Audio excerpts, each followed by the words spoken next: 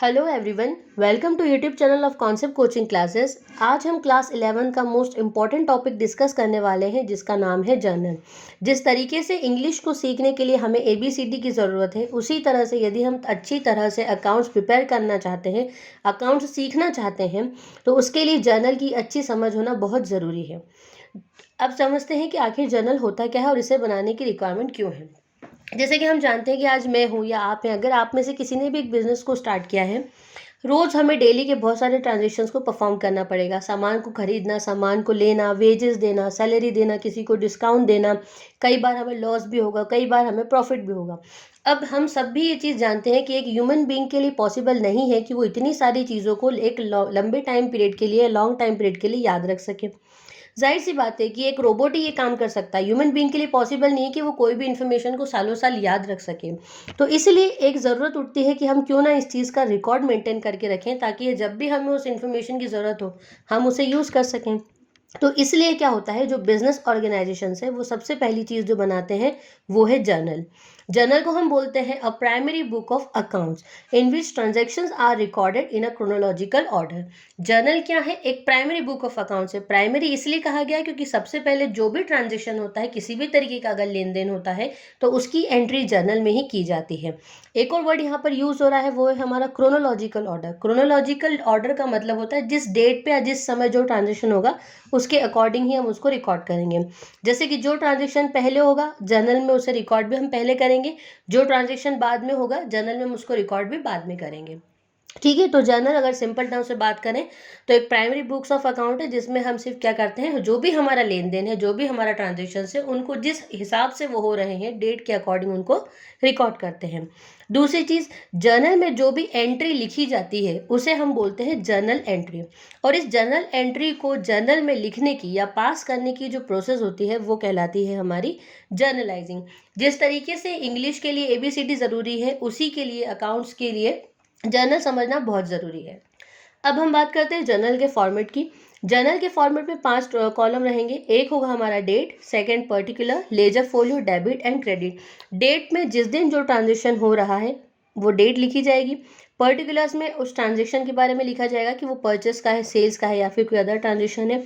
Ledger folio में उस laser का पेज नंबर लिखा जाता है जिसमें इस जर्नल एंट्री को पोस्ट किया होगा। ये चीज़ जब हम लेजर टॉपिक पढ़ेंगे तो और ज़्यादा अच्छे तरीके से क्लियर हो पाएगी। और यहाँ पर हम लिखेंगे डेबिट और क्रेडिट अमाउंट।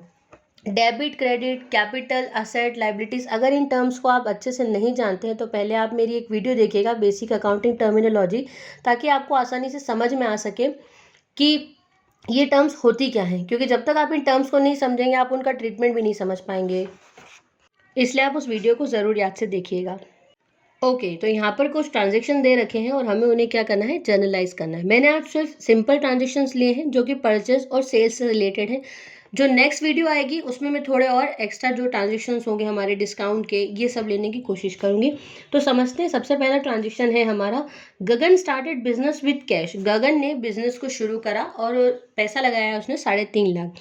बिजनेस को हम जब भी शुरू करते हैं और जो पैसा लगाया जाता है उस पैसे को हम क्या बोलते हैं, कैपिटल बोलते हैं।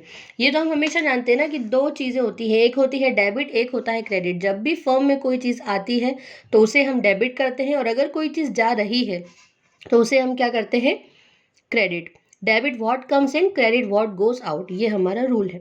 ठीक है, तो सबसे पहली चीज़ है हमारी, Gagan started business with cash. तो उसकी जर्नल एंट्री जो है वो पास होगी, cash account debit to capital.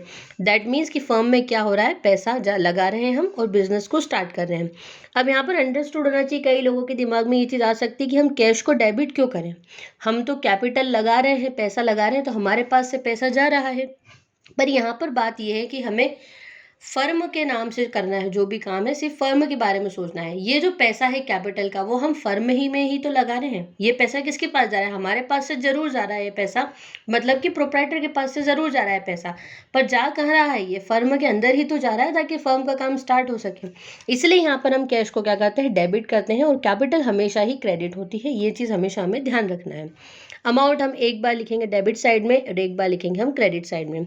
जो ऊपर वाली साइड होती है हमारी वो होती है डेबिट साइड, और नीचे वाली जो साइड है हमारी वो है क्रेडिट साइड। क्रेडिट साइड में हमेशा आगे टू लगाया जाता है। और ए और सी यहाँ पर क्या करते हैं, अकाउंट वर्ड को डिनोट करते हैं। ठीक है, नीचे आपको ब्रैकेट में बीइंग से स्टार्ट होकर एक छोटी सी लाइन दिख रही होगी जिसको हम बोलते हैं नरेशन। नरेशन जो है वो एक ट्रांजेक्शन का छोटा सा डिस्क्रिप्शन होता है। जो भी हमने एंट्री पास की है उसके बारे में हमें एक डिटेल देती है कि ये जो एंट्री है वो इस पर्टिकुलर चीज़ से रिलेटेड है। तो हमारी जो फर्स्ट एंट्री होगी वो होगी हमेशा cash account debit to capital. इसका मतलब ये है कि हमने इस बिजनेस को कैपिटल लगाकर स्टार्ट किया है, कैश लगाकर। ओके अब जो नेक्स्ट थिंग आती है हमारी वो है परचेज। अब सबसे पहले हमें ये समझना होगा कि परचेज और सेल्स आखिर होता क्या है। तो ज़्यादा इसमें लोड लेने वाली बात नहीं है। परचेज का मतलब होता है सामान को खरीदना और सेल्स का मतलब होता है सामान को बेचना। जब भी हम किसी चीज़ को खरीद रहे हैं तो वो है परचेज, और अगर हम उसे बेच रहे हैं तो सेल्स। अब यहाँ पर एक चीज़ और आती है कि जो ट्रांजेक्शन्स होते हैं, जो लेन देन होते हैं, वो भी हमारे दो तरीके के होते हैं। दो तरीके का मतलब ये होता है कि कुछ ट्रांजेक्शन हमारे कैश में होते हैं और कुछ ट्रांजेक्शन हमारे क्रेडिट में होते हैं।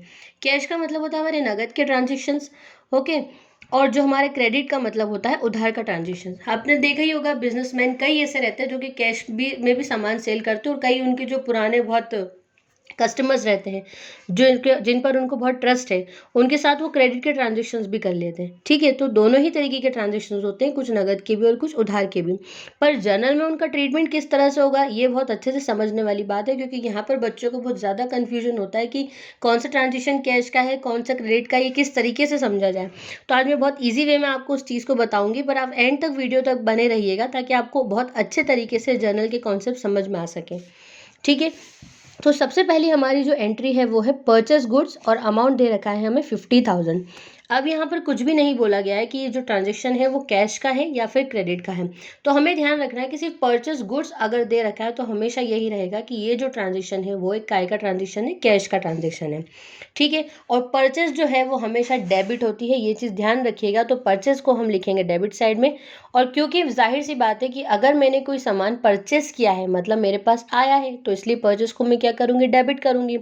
अब सामान आया है तो सामान के बदले में मेरे पास से क्या गया, पैसा गया, और कोई भी चीज़ जाती है तो हम उसको क्रेडिट में लिखते हैं, इसलिए मैंने टू कैश को कहाँ पर लिखा है, क्रेडिट साइड में लिखा है। It's clear. उसके बाद फिर हम एक नरेशन लिख देंगे जैसा कि मैंने आपको बताया था, बीइंग गुड्स परचेज। तो ये हो गई हमारी परचेज की एंट्री। नेक्स्ट दिए है परचेज गुड्स फॉर कैश। अब यहाँ पर तो उन्होंने खुद ने ही क्लियर कर दिया कि हमने जो सामान खरीदा है वो नगद खरीदा है, कैश में खरीदा है। तो जैसे हमने इसके पहले वाली एंट्री को पास किया था वैसे ही हम सिमिलर इसको भी पास कर देंगे, purchase account debit to cash. फिर नेक्स्ट दे रखी है purchase goods from Khanna for cash. देखिए, अधिकतर जो क्रेडिट के ट्रांजेक्शन्स होते हैं, उधार के ट्रांजेक्शन्स होते हैं, उनमें हमें क्या दिया जाता है, किसी भी पर्सन का नाम दिया जाता है। क्योंकि आप आ जाए मेरे फर्म पे, आपने मुझसे सामान लिया, आपने मुझे पैसा दे दिया, आप चले गए, तो मैं आपको याद थोड़ी ना रखूंगी। हाँ, इन केस ऐसा होता कि आप मेरी शॉप पर आते, आप मुझसे सामान खरीदते और आप मुझे पैसा नहीं देते, तो फिर मुझे आपको याद रखना पड़ता है कि यार उस पर्टिकुलर इंसान ने मुझे पैसा नहीं दिया है, इसलिए मैं आपके बारे में आपकी सारी डिटेल रहती। तो जब भी किसी ट्रांजेक्शन में अगर किसी पर्सन का नाम दे तो उसका मतलब ये है कि ये किसका ट्रांजेक्शन है, क्रेडिट का ट्रांजेक्शन है। ठीक है, पर यहाँ पर क्या हुआ है, नाम भी दिया है और आगे ये भी जोड़ दिया है कि कैश में दिया है। ठीक है, तो यहाँ पर फिर मीनिंग ही चेंज हो जाता है। Purchase goods from Khanna for cash, मतलब कि खन्ना से सामान हमने खरीदा है और नगद में खरीदा है। तो यहाँ पर खन्ना का नाम याद रखने की ज़रूरत हमें है ही नहीं, क्योंकि हम सामान का जो पैसा है वो ऑलरेडी दे चुके हैं। ठीक है, तो एंट्री क्या पास होगी हमारी, purchase account debit to cash. तो हमारे ये जो तीनों ट्रांजेक्शन्स थे, purchase goods for cash and purchase goods from Khanna for cash, ये तीनों ही किसके ट्रांजेक्शन्स थे, हमारे कैश के ट्रांजेक्शन्स थे। ठीक है, अब जो नेक्स्ट बात आती है वो है हमारी purchase goods from Sukhdev on credit. अब यहाँ पर नाम भी दे दिया है और उसके आगे उन्होंने स्पेसिफाई भी कर दिया है कि सुखदेव से हमने जो सामान खरीदा है वो कौन सा सामान है, हमारा क्रेडिट का सामान है, उधार का सामान है। ठीक है, तो इसकी एंट्री क्या होगी हमारी, purchase account debit to Sukhdev. अब यहाँ पर कैश नहीं आएगा क्योंकि हमने सामान खरीदा ज़रूर है पर हमारे पास से पैसा भी नहीं गया है, इसलिए हम क्या करेंगे, कैश की जगह पर सुखदेव का नाम लिख देंगे, क्योंकि सुखदेव अब हमारा क्रेडिटर हो गया है और आज नहीं तो कल थोड़े टाइम पीरियड बाद हमें उसे इस पैसे का पेमेंट करना होगा। तो इसलिए परचेज अपनी जगह से नहीं बदलेगा, कैश की जगह पर सिर्फ यहाँ पर क्या आ जाएगा, सुखदेव। अब जो नेक्स्ट है वो है परचेज गुड्स फ्रॉम रंजीत। 25,000। अब देखिए यहाँ पर उन्होंने नहीं बोला है कि कैश का ट्रांजेक्शन है कि क्रेडिट का ट्रांजेक्शन है, सिर्फ उन्होंने बोला है परचेज गुड्स फ्रॉम रंजीत। जैसा मैंने आपको भी बताया था कि जब भी किसी पर्सन का नाम दिया जाए ट्रांजेक्शन में, उसका मतलब ये है कि वो एक क्रेडिट का ट्रांजेक्शन है। अगर वो आगे स्पेसिफाई कर देते हैं कि कैश का है, क्रेडिट का है, तो वो एक अलग मैटर हो जाता है। पर अगर ऐसा कुछ स्पेसिफिक उन्होंने बोला नहीं है और सिर्फ नाम है, तो फिर यही माना जाएगा कि ये जो ट्रांजेक्शन है वो किसका ट्रांजेक्शन है, क्रेडिट का। तो इसकी जो एंट्री है वो हमारी पास होगी, purchase account debit to Ranjit.